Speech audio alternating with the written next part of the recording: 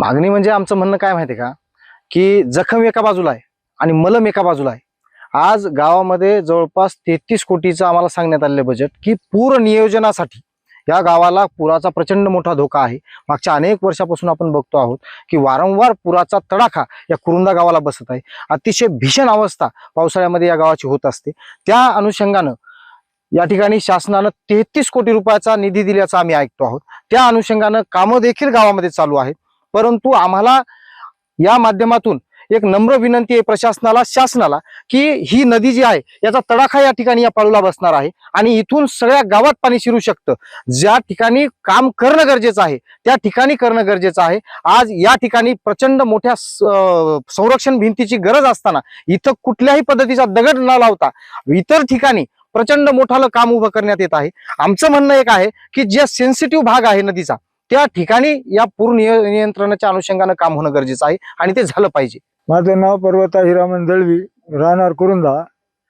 तर मी जे हे विषय जे आहे ते कुरुंद्याला येणार ही नदी जी आहे ती नदी येऊन धडक इथं पाणी देते. हे फुटलेलं आहे, आता पूर्ण धडलेलं आहे. आता धडक ते तपलेलं असल्यामुळं धडक आल्यामुळं हे आता फुटू शकतंय. तर याच्याकरता काही कोट्यावधी रुपये आलेले आहेत, कारण मला नेमकं माहीत नसतं याच्यात.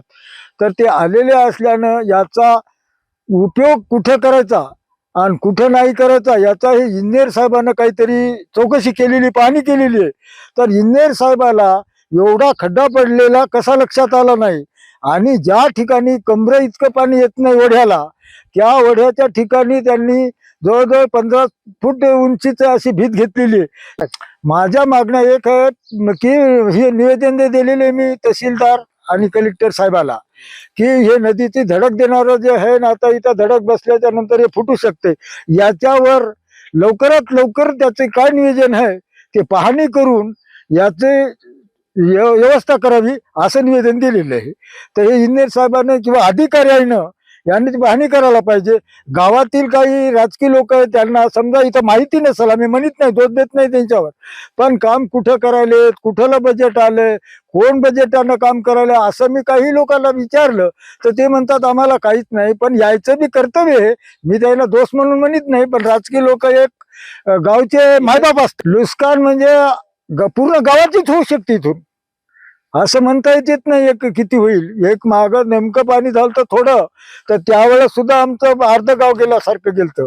तर मी राजकीय लोकांवर दोष असा देत नाही की पाहिलं नाही, पण त्यांना मी सूचना बरेच माणसाला केलेली की, तर त्यांचे उत्तर काय किंवा कोण करायले की कोण घेतले की, पण हे गावच्या मायबाप असतात हे आपल्या शेतकरी लोकांची.